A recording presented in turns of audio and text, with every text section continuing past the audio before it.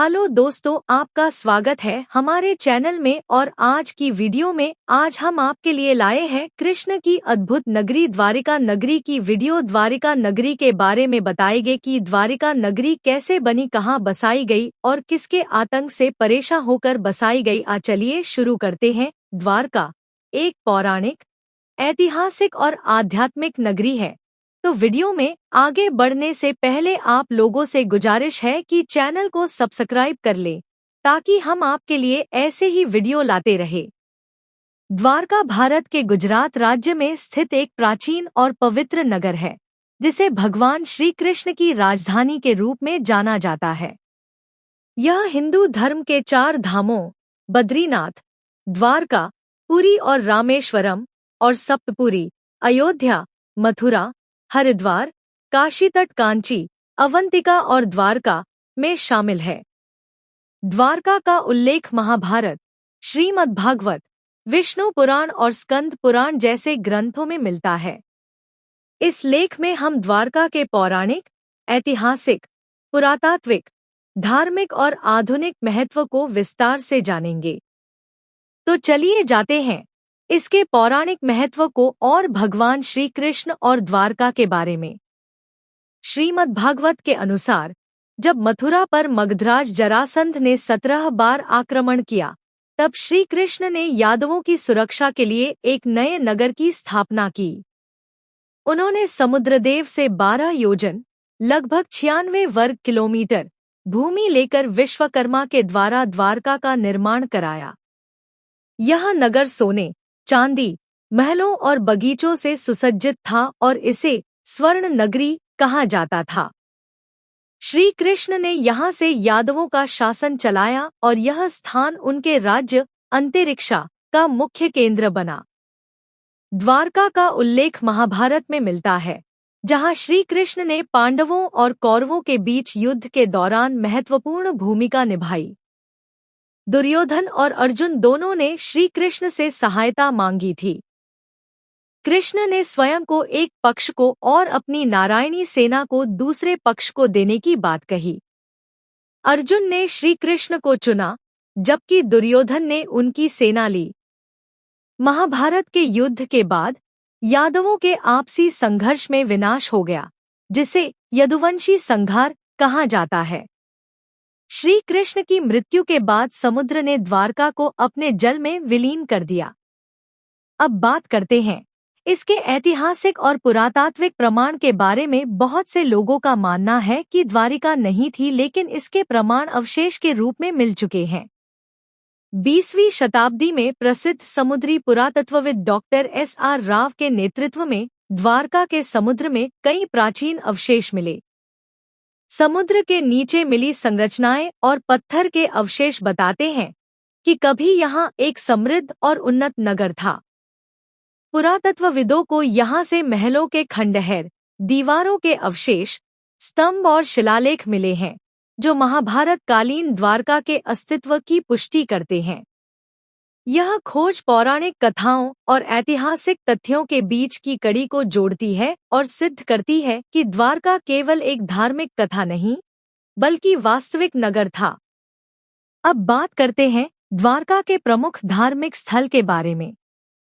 तो नंबर 1 पर है द्वारकाधीश मंदिर। यह मंदिर भगवान श्री कृष्ण को समर्पित है और द्वारका का सबसे प्रमुख तीर्थ स्थल है। मंदिर का निर्माण चतुर्भुजाकार शैली में हुआ है और यह लगभग 2500 वर्ष पुराना माना जाता है। मंदिर की ऊंचाई लगभग 78.3 मीटर है और इसके शिखर पर 52 गज की ध्वजा लहराती रहती है। इस मंदिर में श्री कृष्ण की एक भव्य मूर्ति स्थापित है। नंबर 2 पर है रुक्मिणी देवी मंदिर। यह मंदिर भगवान श्री कृष्ण की पत्नी देवी रुक्मिणी को समर्पित है। कहा जाता है कि ऋषि दुर्वासा के शाप के कारण श्री कृष्ण और रुक्मिणी को अलग रहना पड़ा था, इसलिए यह मंदिर द्वारकाधीश मंदिर से दूर स्थित है। तीसरे नंबर पर है गोमती घाट। गोमती नदी के किनारे स्थित इस स्थान को अत्यंत पवित्र माना जाता है। यहाँ श्रद्धालु स्नान करते हैं और पवित्र जल का आचमन करते हैं। चौथे नंबर पर है बेट द्वारका। यह स्थान समुद्र में एक द्वीप पर स्थित है और कहा जाता है कि श्री कृष्ण यहाँ अपने मित्र सुदामा से मिले थे। यहाँ कई मंदिर स्थित हैं, जिनमें प्रमुख रूप से द्वारकाधीश मंदिर और हनुमान मंदिर शामिल हैं। इस स्थान तक पहुंचने के लिए ओखा बंदरगाह से नाव द्वारा यात्रा करनी होती है। पांचवें नंबर पर है नागेश्वर ज्योतिर्लिंग। द्वारका के पास स्थित नागेश्वर ज्योतिर्लिंग भगवान शिव के 12 ज्योतिर्लिंगों में से एक है। यह स्थान शिव भक्तों के लिए विशेष रूप से महत्वपूर्ण है। अब चलिए बताते हैं द्वारका यात्रा के महत्व के बारे में। द्वारका की यात्रा को हिंदू धर्म में अत्यंत पुण्यकारी माना जाता है। यह स्थान विशेष रूप से श्री कृष्ण भक्तों के लिए एक महत्वपूर्ण तीर्थ स्थल है। अब बारी आई है यहाँ के त्योहार और उत्सव के बारे में बताने की। जन्माष्टमी, इस दिन लाखों श्रद्धालु द्वारका आते हैं और भगवान श्री कृष्ण का जन्मोत्सव धूमधाम से मनाया जाता है। अन्नकूट महोत्सव, दीपावली के अगले दिन यह पर्व मनाया जाता है, जिसमें भगवान को 56 भोग अर्पित किए जाते हैं।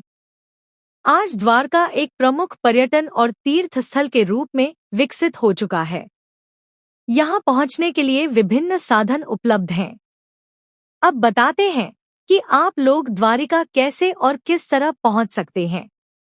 आप अगर चाहे तो रेल मार्ग के द्वारा द्वारका नगरी पहुँच सकते हैं। द्वारिका रेलवे स्टेशन देश के प्रमुख शहरों से जुड़ा हुआ है। या सड़क मार्ग के द्वारा जा सकते हैं। गुजरात के विभिन्न शहरों से द्वारका के लिए बस सेवाएं उपलब्ध हैं। या तो फिर आप हवाई जहाज के द्वारा भी जा सकते हैं। यहाँ सबसे नजदीकी हवाई अड्डा जामनगर है, जो द्वारका से लगभग 130 किलोमीटर दूर स्थित है। अब बात करते हैं पर्यटन सुविधाएं के बारे में। यहाँ पर कई धर्मशालाएं, होटल और गेस्ट हाउस उपलब्ध हैं। गुजरात सरकार द्वारा द्वारका के विकास पर विशेष ध्यान दिया जा रहा है। द्वारका केवल एक धार्मिक स्थल ही नहीं, बल्कि भारतीय संस्कृति और इतिहास की अमूल्य धरोहर है। यह नगर भगवान श्री कृष्ण की दिव्य लीलाओं का साक्षी रहा है और समुद्री पुरातत्व के अनुसार इसकी ऐतिहासिकता भी सिद्ध हो चुकी है।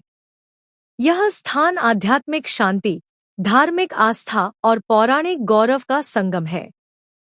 जो भी व्यक्ति यहाँ आता है, वह मोक्ष की प्राप्ति और श्री कृष्ण की कृपा का अनुभव करता है। तो बोलो जय द्वारकाधीश।